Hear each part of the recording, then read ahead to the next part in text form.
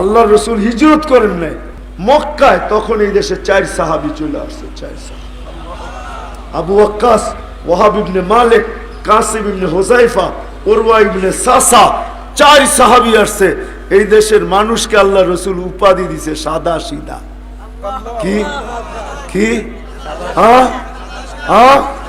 ওলামা দলিল চাইলে আমি দলিল দিব, শুধু কিতাব আইনা না, মানুষ আইনা দিব, কিন্তু খরচ দিতে হইব, ভাড়া দিতে হইব, ওদের আসা যাওয়ার ভাড়া। হ্যাঁ, আমি এই স্টেজে দাঁড় করাই দিব।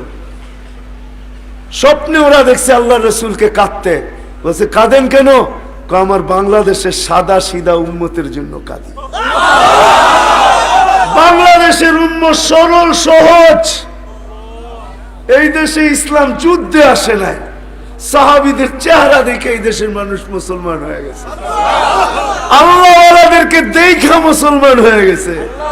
শাহজালাল রে দেখা মুসলমান হয়ে গেছে, শাহ পরানকে দেখা মুসলমান হয়ে গেছে। এই দেশের মানুষ সাদা সিধা। আমার কাছে ইতিহাস আছে, আপনার কাছে কয় বছরের ইতিহাস আছে? আমার কাছে 1400 বছরের ইতিহাস আছে। এই সিনায় গাইথা রাখছি, আমি চিনি এই মাটি কোন মাটি। 2 সাহাবী এখান থেকে চিনে গেছেন, 2 সাহাবীর কবর এখনো এখানে আছে। কাসিম ইবনে হুযায়ফা, উরওয়া ইবনে সাসা, এই 2 জন এখনো এই মাটির নিচে ঘুমাইতেছেন। আমার বিশ্বাস এদের লাশ পচে নাই, এরা মরে নাই।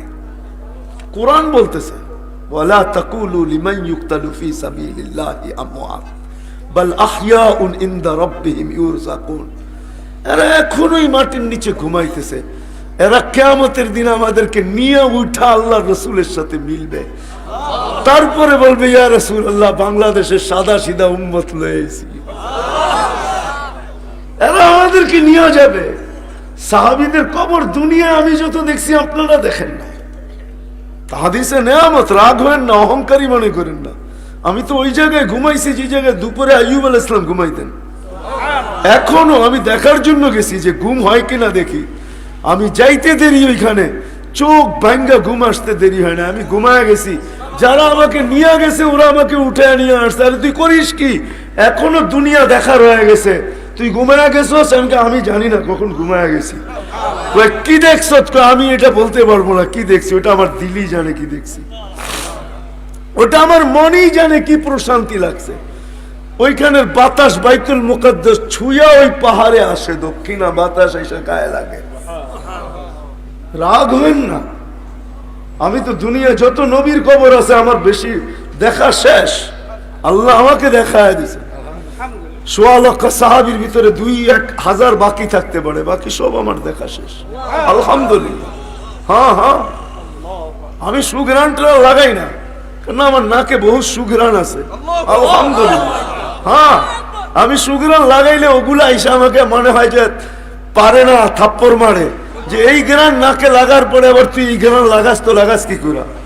যেমন ফাতেমা রাদিয়াল্লাহু তাআলা আনহা বলছে ইয়া মান শাম্মা তুরবাত আহমদি ফাকাদ শাম্মা মিনাত তিবি গাওয়ালিয়া, যে আল্লাহর রাসূলের রওজার মাটি একবার নাকে নিছে, ও আবার দুনিয়ার গ্রাণ সঙ্গে তো সঙ্গে কি করে? হ্যাঁ, আমি তো ওই জায়গা আপনাদেরকে দেখায় দিতে পারবো।